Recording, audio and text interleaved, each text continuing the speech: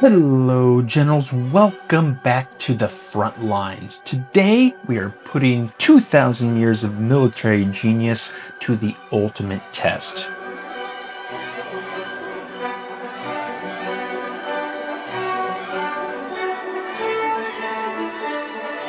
Most people open up War of Dots and see a simple tactical game, a contest of who can click fastest and who can outmaneuver their enemy. They think because it looks simple, it is simple. They are wrong.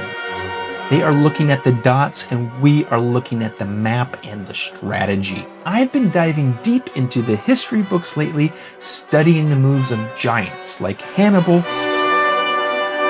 Napoleon, and Shaka Zulu.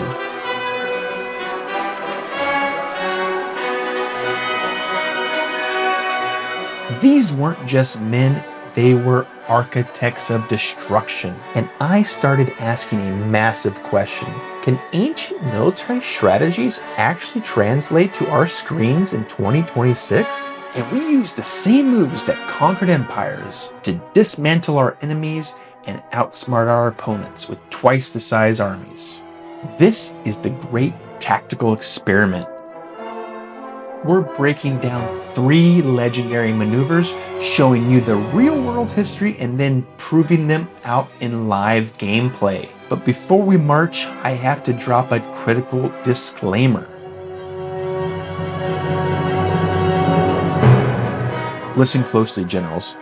No plan survives contact with the enemy. A famous saying, everyone has a plan until they get punched in the face. Every individual situation in War of Dots is different.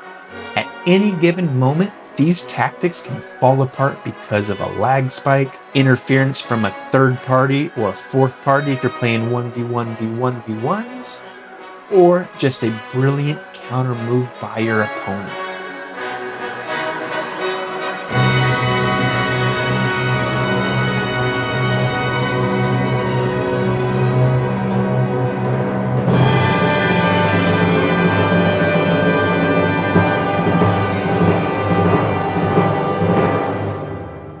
But having the full set of tools is what separates a recruit from a general. If one tactic fails, you don't panic, you shift. As Bruce Lee said, empty your mind. Be formless, shapeless, like water. Be water, my friend. Be water, my friend. Be like water. Be flexible. Adjust your strategies on the fly. If a frontal assault starts, you flow into a retreat. If the retreat is sniffed out, you pivot to a pincer. That's the mindset we are cultivating today. Remember, we are a new growing channel here at Mr. Bunal Gaming, and we are on a mission to build an awesome community and a dot empire. Every like and subscribe helps us hold the line and truly means the world to me. A massive salute to our channel members, the Bunal Brigade. Your support is the elite Old Guard reserve that keeps this channel pushing forward. If you want to see your name in the credits and get exclusive perks, hit that join button right now. Also, we have our brand new Discord community that has just launched. The link is in the description, where we talk shop and trade tactics 24/7. And don't forget, we test these tactics live every subscriber Sunday. Make sure you are there to see the chaos in real time. Now, Generals, let's find out if history can win your next war.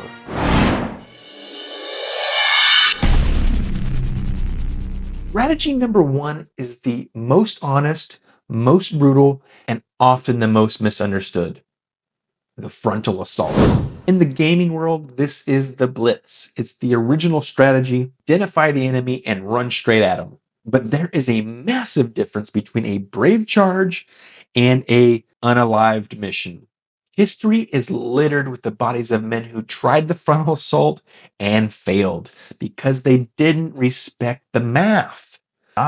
Or consider the charge of the Light Brigade in 1854. A simple miscommunication sent 600 cavalrymen charging directly into the mouths of Russian cannons.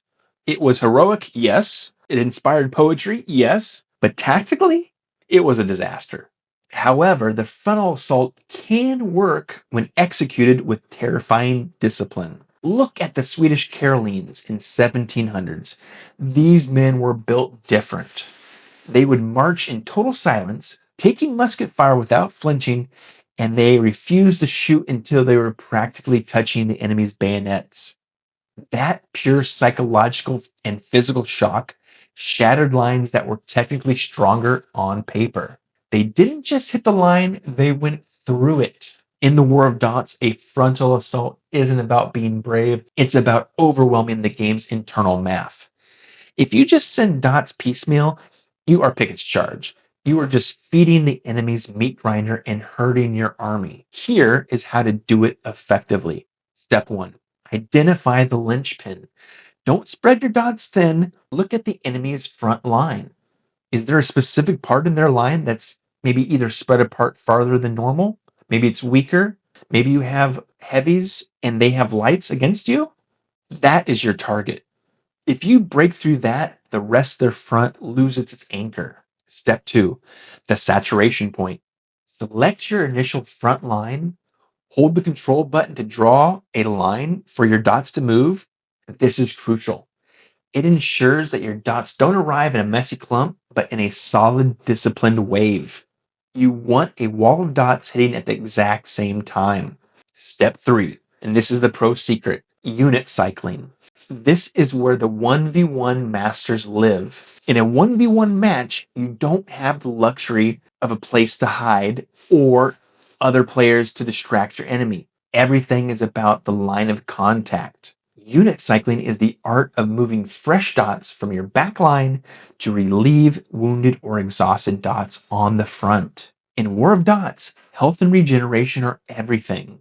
If you have a cluster of dots that looks fatigued, their blue morale bar is gone, or they're cracked and red or yellow health, don't let them die. Pull them back to a city to heal while simultaneously cycling in a fresh wave from your reserves. Use the drag or the alt feature to help with pathfinding and to get exactly where you're going. In the 1v1 games, you generally have fewer opportunities to wheel around to an exposed flank because the enemy is focused entirely on you. Therefore, the emphasis is on breaking the line to divide and conquer. Use your heavy dots against their light dots at a single point. Once those heavies punch a hole, you flood that gap with your own light dots to create an internal encirclement. You aren't going around them, you're going inside of them. The free-for-all twist, the 1v1v1v1. Now, if you're in a four-way brawl, the frontal assault changes purposes. Use it as a distraction. Launch a loud and heavy assault on one side or a portion of your border to pull the enemy's attention and units away from their flanks. While they're rushing reinforcements to stop your brute force attack, that is your window to swing your secondary force around and begin the total encirclement. How do you stop a brute force general? You use the funnel. If you see a massive wave coming at your center, don't try to hold it with everything. That's how you get crushed. Pull your center dots back slightly and let them take the space. While they are celebrating their victory in the middle, you pinch the lines from both sides and you cut off their reinforcements, stopping their units cycling. The verdict. The frontal assault is the best move when you have a local numerical superiority. It's not about being smart, it's about being heavy. But remember, if you don't cycle your units, you're just going to end up a historical footnote. Strategy number 2 moves away from the hammer and towards the scalpel. This is the Feigned Retreat. It's pure psychological warfare. You aren't running away, you are leading the enemy exactly where you want them to be. You are the spider and they are the fly. The Battle of Hastings in 1066 is the textbook example. The English shield wall was impenetrable on top of Senlac Hill. William the Conqueror's Normans couldn't break it. So William played on their greed. He ordered his men to pretend to flee in terror. The English, thinking the battle was won and the cowardly Normans were broken, abandoned their disciplined line and chased them down. Once they were on the flat ground and disorganized, the Normans turned around and slaughtered them. discipline beats enthusiasm. We around. In our case, this could be by occupying choke points or more favorable terrain. Like if you have light units in the grasslands or plains, move them back to the forest so you can slow down your enemy's heavies. And of course, we have the Mongols at the Battle of Kalka River. They led a combined Russian force on a chase for 9 straight days. Imagine that frustration. By the time the Russians caught up, they were exhausted, thirsty, and strung out for miles. Mongols simply turned, formed their lines, and destroyed them in hours. They used the terrain and the enemy's own ego as a weapon. In War of Dots, you can use the fog of war to hide your true strength. Most players are aggressive. They see a retreating dot and they want the kill. Use that against them. Step 1, the 75% pullback. If you have a part of your line that's being heavily pressured, don't reinforce it. Instead, pull back about 75% of your dots to a secondary line. Make it look like a panicked retreat. You want the enemy to think, I've got him on the ropes. Step 2, creating that perception of weakness. Your opponent will see that weak line and overextend. They will likely empty their own reserves to ensure they get that capture. This is where they lose the game. They've traded their security for a temporary piece of land. Step 3, the snapback. This is a fluid motion, and we've talked about it before in my tutorials. The second their wave is too far from home, turn back, you snap back, launch your hidden reserves from the fog of war. Think of this as a reserve frontal assault. Instead of trying to push a hole in their line, you are pulling a hole in yours to suck them in. When they advance into the gaps you created, you will find massive openings in their now depleted and disorganized lines. This is actually more advantageous than a standard assault because you can keep a large portion of your dots in a defensive mode while they are in the offensive mode. Defensive dots have a bit of an advantage depending against assaulting dots, leading to way more enemy casualties while your losses are potentially staying lower. Always consider leaving your heavies in your core cities. If your Feigned Retreat works too well and the enemy breaks through faster than expected, those heavies act as your insurance policy to stop the bleeding while your flanking forces execute the counterstrikes. Beat Feigned Retreat, you need probing attacks. Never send 100% of your dots into a weak line. Send a scout wave. If the opponent doesn't reinforce, take the initiative. If they snap back, you still have most of your power at home to defend. Don't be the greedy general who chases the Mongol horsemen into the desert only to find 1,000 arrows waiting for you. Finally, we come to the holy grail of tactics. This is the double envelopment, also known as the pincer move or the Zulu horn attack. The head, the horns, and the loins.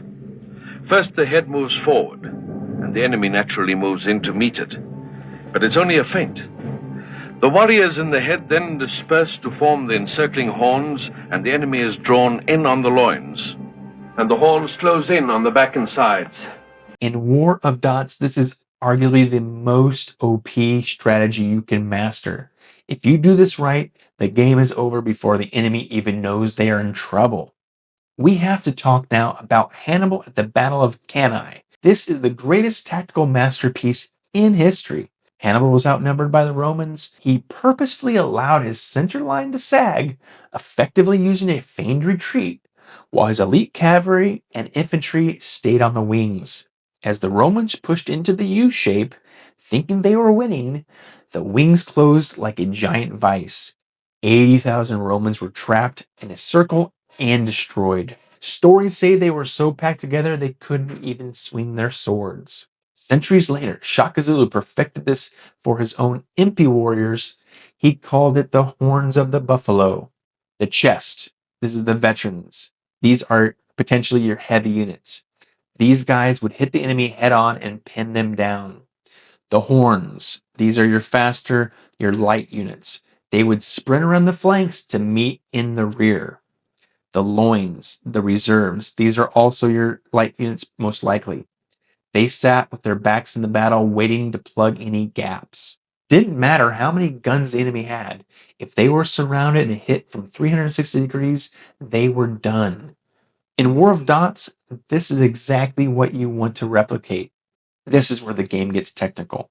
To pull off a perfect pincer, you need to really master that alt move and the control move together.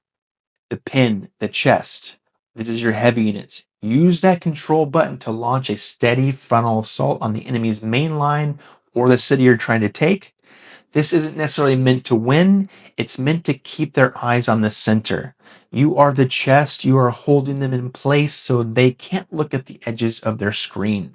The sweep, these are your horns, these are your light units. While the center is chaotic, use that alt button to draw or the drag function, draw your lines around the enemy.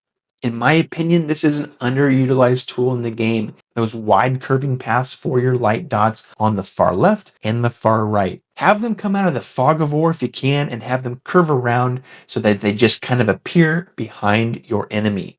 Whether you can flank on both sides immediately or you need to roll up from one flank to start the pincer, the goal is the same.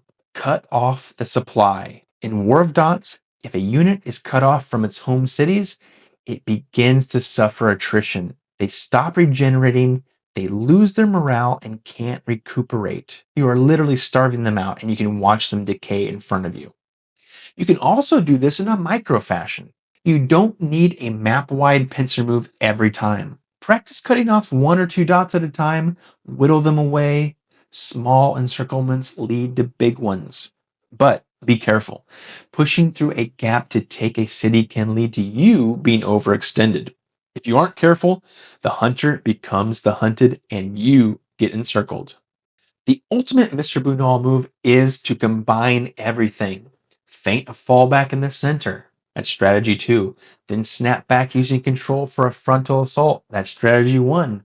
While the enemy is reeling from that shock, your horns, strategy 3, are already mid-sweep.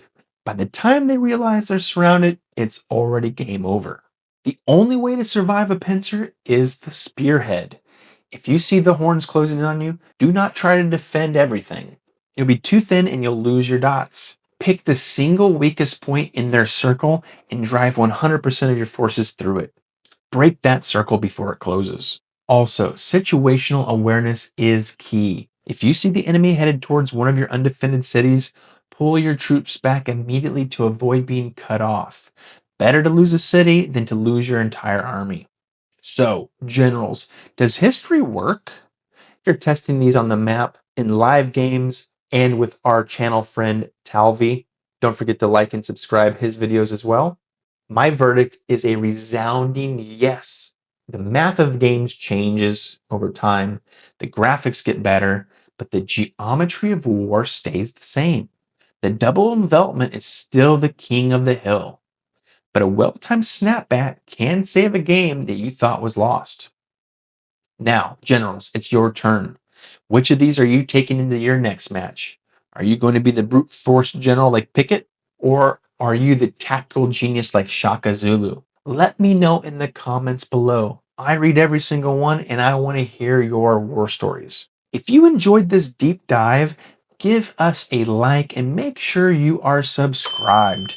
We are building an empire here at Mr. Bunal Gaming and we want you in the ranks. YouTube members, you can hit that join button to support the channel directly and get exclusive badges and premium spots in live stream and featured in my videos here. Discord, join our tactical headquarters and find teammates and chat strategy. I have a brand new Discord, please join there. TikTok, follow me, Mr. International Bunal 560 for quick tactical tips and highlights. Or if you want to get a little bit more personal, follow my Facebook. All these links are down in the description. While you're there, follow my wife, Queen Harvat, on her YouTube and TikTok as well. Don't forget to join our Subscriber Sunday stream to test these strategies live. A final shout out to our current members. Your support is what makes these deep dives possible. Thank you so much. I'm Mr. Bunal. Keep your strategy sharp, your eyes on the map, your heart in the fight. I will see you on the next battlefield. Dismissed.